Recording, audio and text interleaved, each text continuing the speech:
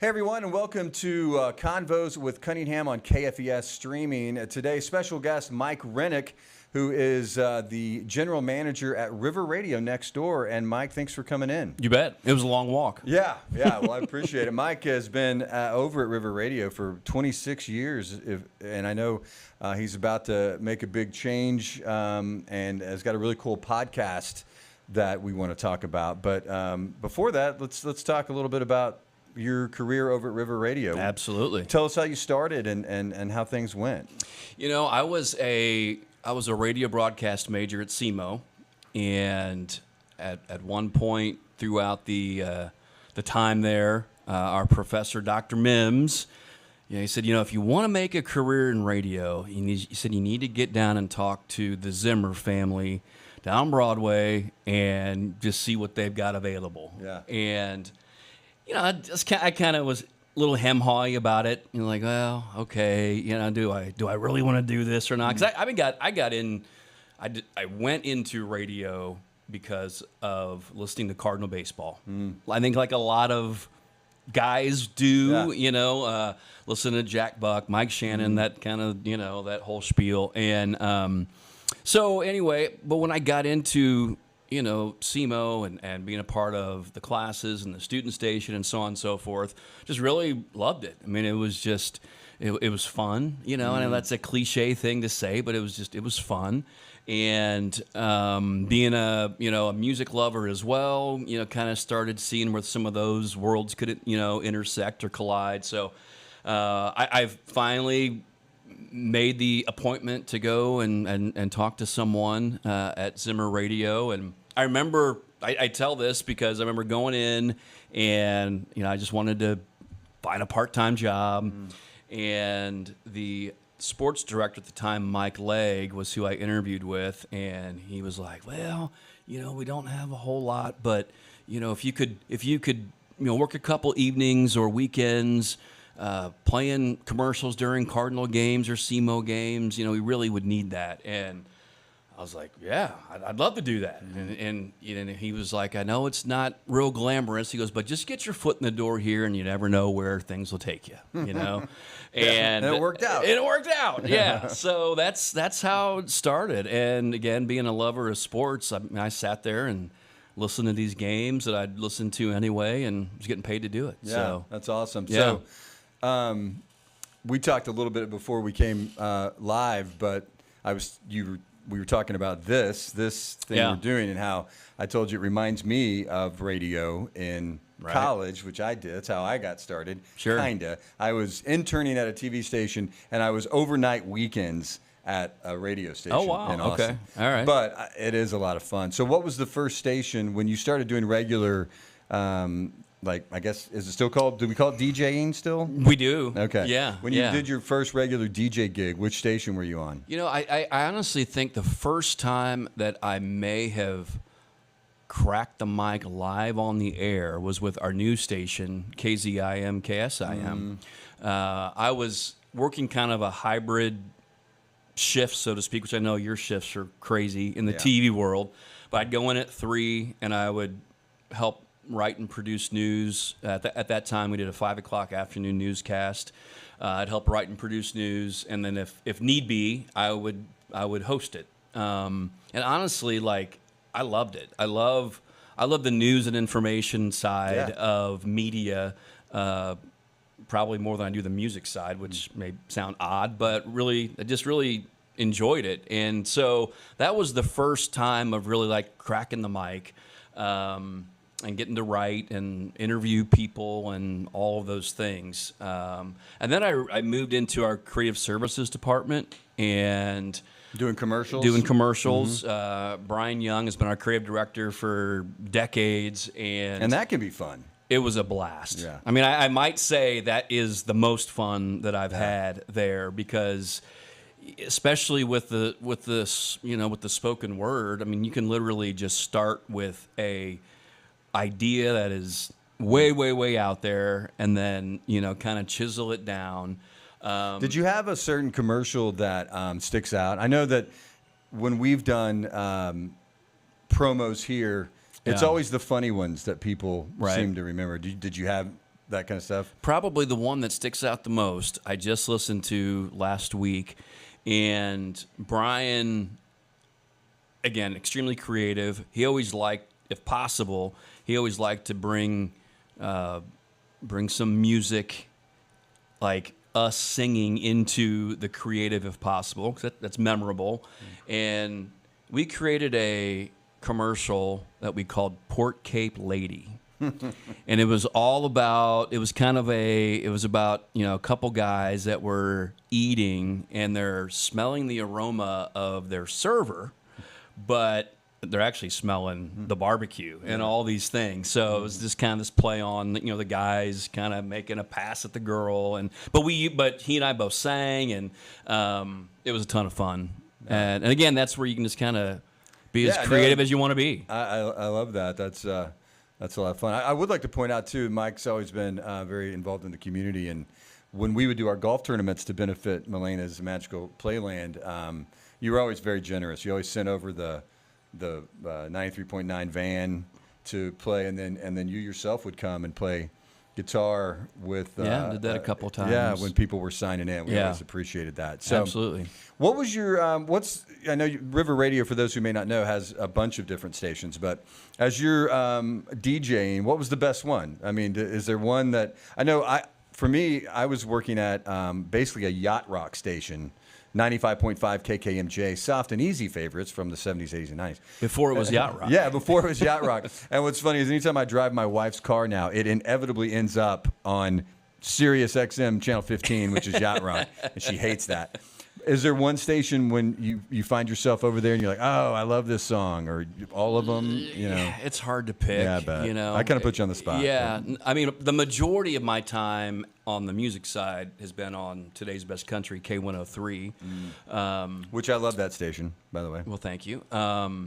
Which is, it's current country music, and people have their opinions on if they like that current style or not. You hear some artists kind of, throwing back to some of the 90s feel and that sort of thing. But I've just, I've never really, pigeonholed myself into, one specific set of music that I'm just super passionate about. I've always found things that I like. I probably, one of our big stations is Real Rock 99.3. I was never a big rock and roll guy, big rock guy. But as I've gotten older, oddly enough, I like it even more. Yeah, it's funny how your tastes change as you get older. Yeah. How has radio changed through the years? I know for TV, and I know you guys are in a similar spot, we've gotten a lot more digital, a lot more digital content. As you look back on 26 years at River Radio, what do you think's changed the most? Yeah, I think you're kind of hitting on it. I think that there's just more landscape to cover.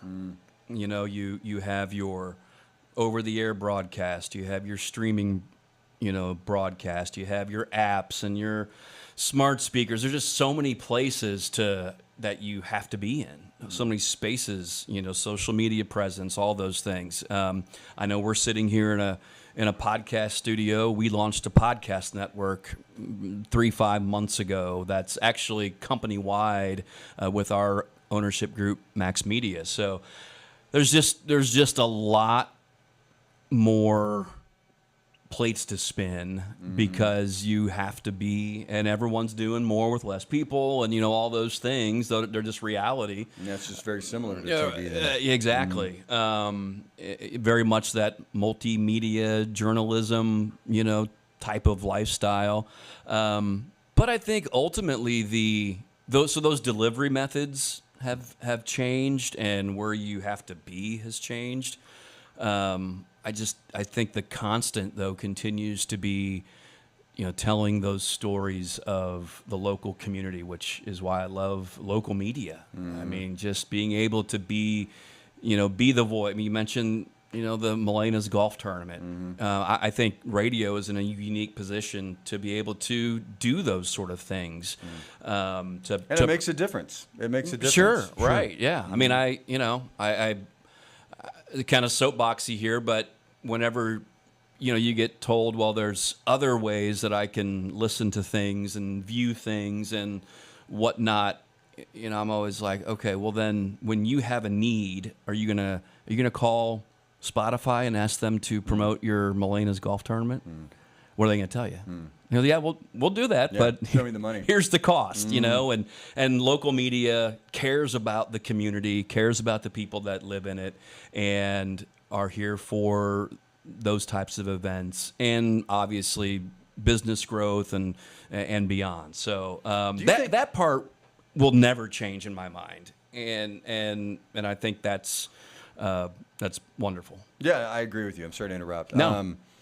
It occurred to me, but do you think, I listen to Apple Music occasionally. I listen to my smart speaker. Sure. But there's something about listening to the radio that has a different vibe, right? I mean, when you're in your car or when you get the windows down and you're jamming out to a classic rock and then waiting for the weather report or whatever, there's something about that. Would you agree? I would. Yeah, I would. And I don't know if this will answer your question, but there's a lot of songs that are either were popular and are still popular, or they're popular now where it's like, heard that song on the radio. It's that emotional, I remember being, 16 years old and driving wherever, and here came, this John Cougar Mellencamp song, and so I think that emotional piece is tied in with hearing songs on the radio, and being able to just have that personal connection with the, going back to the days at SEMO, it's like, this is a one-on-one medium. I know it's a mass media, but you're talking to just one person that's listening, and that's a special engagement that you have whenever you crack the mic and you talk about the weather or talk about an event or a giveaway or whatever the case may be. All those things are just unique to that listening experience. ROCK in the USA. Yeah, that's the John Mellencamp. That's the one that comes to my mind. Yeah. Yeah, no, I think that's a great point. And are you going to miss it? I mean, as we said, Mike's about to make a career transition to something that's pretty cool, and we'll talk about it. What are you going to miss? I'm going to miss a lot of what we just talked about. I'm going to miss the community embrace, so to speak, of the events and of the people that you come across that have that are thankful for the word that you got out about their event, or for a local business that's like, gosh, we work with you guys and this is the result from it.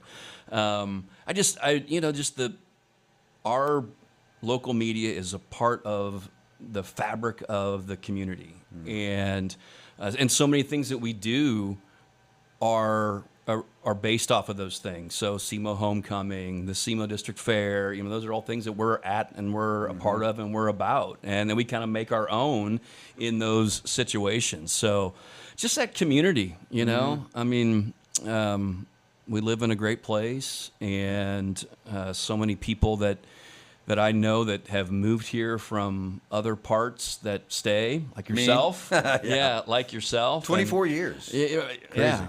And so, I don't know, that's kind of a general answer. But no, I think that's a great answer. And of course, the people, the people that I've worked with over the years that are professionals and care deeply about what they do and work hard. And you've got some great people over there. You do. Yeah, really do. I think there's some parallels, like you said, to TV in that part of the reason that my wife and I stayed is because it is such a great community. And similar to what you do, if you want to know what's going on in our area news-wise, for the what we try to do is deliver that. Sure. And, so I don't want to get. It's not a news. It's not about me, the lines cross. Yeah. In what we do. Who are you? Who are you leaving the radio station with? I mean, who's going to take over as general manager? Do you know yet? So just announced yesterday will be Jack Swart, who is our current general sales manager. He's been with the company since River Radio since 2017, I believe, and he has a long career in radio. He's one that moved here and didn't know anybody and just loves the area here. So he and I will be working pretty hard over the next couple of weeks to transition things, and then May 21st, it's his. Yeah. All right, well, let's talk about your new chapter. Sure. Tell people what you're going to be doing. I mean, it's a podcast. Yeah, it's the digital media space. Sure. I've been explaining that it's a faith-based digital media space with a ministry called the God Minute. And you showed me the app. I did, yes. It's something that is there's daily reflections with this. There's YouTube channels with this. What is the idea behind the God Minute, would you say? To pray, to give you an opportunity to pray beautifully. So to start your morning in prayer, it's really about prayer. There are pieces of it that might be an interview style like this, or maybe more, if you want to call it educational, so to speak. But the real emphasis is surrounded around prayer and starting your day in prayer. How important is that for you? Very, yeah, very. You know, I'm a lifelong Catholic, and have been a first-hand witness of the power of prayer and spirituality. And I think anytime you have you go through life, and there's ups and downs, and when you become a parent, you know that there are higher powers that are in charge, and it's been a very big part of my life, and I'm super excited to be able to kind of embrace that on a fuller level. So, again, it's called the God Minute. It's an app that you can put on your phone. You said, are you going to be doing interviews like this? Are you going to be talking to people about faith-based subjects? Yeah, so my primary role at the outset will be the director of the God Minute. So there are about 20 to 25-ish content creators that are kind of spread out across the United States. The main office is in St. Louis, Missouri, but there's already people that contribute content to it. So I'm taking the things that I've learned on the radio side and moving those into one station, one brand, so to speak, with the God Minute, helping to direct it into the future and so on. And so that'll be kind of the main focus at first, but I will have opportunities at certain points to be a reflector, or as we maybe decide how we want to change programming, maybe more of a setup like this, potentially. I know that it's based in St. Louis, but you are going to be doing your podcast or your portion of it here, right? Yeah, so I'll be in Cape most of the time, and then spending some time in St. Louis. So there'll eventually be a God Minute office established in Cape Girardeau, and working with St. Vincent de Paul Church with some of those efforts. So, and there's already really good support for the God Minute in the area here, and really worldwide. It's kind of why there's kind of a restructuring, so to speak, that it's been received so well. And it was started by a Vincentian priest, Father Ron Hoy, who is still involved, and also Jerry Strohmeyer, who was from Cape, recently just passed away. And they want to see it flourish and continue regardless of, whatever situations might be at play. So it was, let's start getting a team together. Let's start dedicating, some resources to seeing this into the future. Why do you think it's, we've done stories about, and I know you're probably aware of this, that church attendance is down across the board, it seems like, nationally. Why is there such a need, you think, for the God minute or spirituality or getting in touch with a higher power today, would you say? Well, I will say this, and I don't want to completely correct the record, but there are. Well, I could be wrong. You are correct. Although, what's encouraging, I believe the Wall Street Journal had a report. Today I saw that one about younger people coming back or being involved in the church, specifically the Catholic Church. Mm-hmm. Right? There were a lot of those reports around Easter. I don't know the history enough to know if there's ebbs and flows, that we see. But there has been, it appears there has been a bit of a lull in that, and hopefully we're seeing, an increase. I don't know if that's to do with Pope Leo, who, is the first American Pope, obviously. Right. But and I wanted to ask you about that. As a Catholic, I'm not Catholic. How has he been received? That's got to be exciting, I would think, for the worldwide Catholics to, first off, to have a new Pope, period. That's always exciting. But to have the first American Pope, how's that been for you and for your fellow Catholics that you know? I mean, just in the circles that I run in, a lot of excitement, a lot of excitement. He seems cool. Yeah. Now, he's a White Sox fan. I know. We'll pray for him. There you go. That's right. Yeah. But, I mean, I know that there can be the negative things said about anybody. Sure. Whether you can't please everyone. Right. Yeah. But I think having him as the first American Pope is pretty great. And I think most people feel that way. So you said, again, back to kind of the spirituality portion of it, how does it benefit you specifically, you personally, when you start your morning with prayer or some sort of spiritual, whatever it may be? Yeah, whatever it may be. Some of it, and I don't mean to sound cliche, but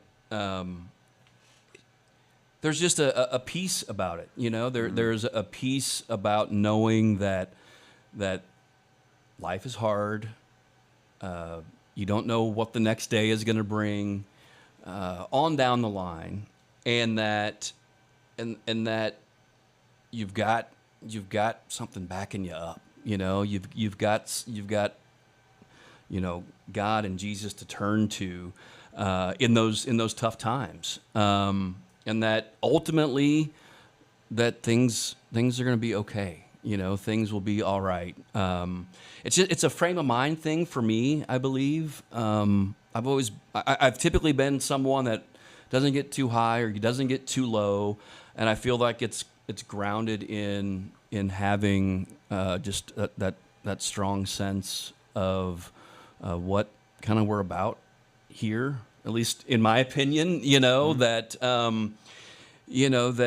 that Jesus is found in each one of us and lives in each one of us, and that's how I fail, but how I try to approach my day to day with interactions with people, and I just firmly believe that. Yeah, I know you told me ahead of time, excuse me, that this isn't geared just toward Catholics. No, it's toward everyone. How do you guys square, or how do you attract people who may not agree with you on some of this stuff? Maybe they're atheists or Buddhist or something. How do you attract them? Is there something for them? Well, it's definitely rooted in Christianity. Sure. So, well, I mean, I think, again, I don't want to get too, no matter what your belief is, right? If everyone followed the example that Jesus sets in the Bible, yeah, right. Whether you believe it or that he even existed or not, if everybody did that, the world would be a better place. What a world we would have. Right. So that's kind of where I'm going with that. Yeah, and I'm glad you brought that up because yes, I mean that's something that it's really hard. That's kind of hard to argue with. You know, that no matter what faith you come from, Christianity or not, like what's wrong with wanting to emulate the life that Jesus lived? Yeah, no, I mean, and again, I think that can be said, and I'm not trying to alienate anyone, but even if you don't believe in, correct, yeah, right, you know, the example that's laid out there, turn the other cheek, you know, treat your neighbor like you would, you know, welcome the stranger, all that kind of stuff. right. I mean, that's all good stuff. It's all seems to be based out of loving other people. Absolutely. And I think that, no matter what you think, if you don't think anything happens after this, if you lived your life like that, you're still doing something right. Yeah, exactly. I mean, that's, you know, well, and I think my 2 cents. Maybe to your, well, I like those 2 cents because I fully agree with you. And I think, you know, if someone is outside of the Christian faith, I still think that the ability to be reflective and, to think of others before themselves. I mean, those are all things that are just good life lessons and not that, and maybe don't have to be rooted in a particular faith. Just taking time to, we have so many messages and things that are going in our life, and boy, just taking a few minutes each day just to like sit in quiet, just sit quietly. It can be tough to do. It can be very hard to do, even with the best of intentions. I mean, it's hard to just get the noise and really have time to have that inner conversation with yourself. And so you can do that regardless of your faith background. Yeah. What are some of the other things that people who are interested would find on the God Minute app, besides you? Not that you're not enough, Mike, but and again, this has a whole team behind it that has been part of this ministry for quite some time now. So, I think there are some like Catholic specific type things that might be found there. The rosary is something that's specific to Catholicism. There's on the weekends, there is more video published that is, talking about that weekend's gospel message and how we can take that and we can put that into action in our lives. You'll find there's what I think is kind of cool. On Fridays, it's called Concert Friday, and that takes a secular song, and that song is played, and it allows you to kind of hear those words in a different way, like Steve Winwood, Higher Love, for example. It's one that comes to mind. And it's a great song. It's a great song, and a song with meaning. So there's a few nuances there that kind of change it up from the kind of the daily reflection piece. How do people find it if they are interested? I'm sure you can search the App Store for the God Minute app. Is there a website as well? thegodminute.org is the website. The God Minute has, again, YouTube channel, Vimeo as well. And then, yes, the app is available on the app stores, the God Minute app. We're about out of time. I told you this would happen. It goes fast. I know. We were talking about it ahead of time. You turn around and it's been 30 minutes or 40 minutes. For those who are watching and or listening, your listeners, this is what Mike looks like. By the way, if I recognize the voice, maybe that's what they're thinking. Yeah.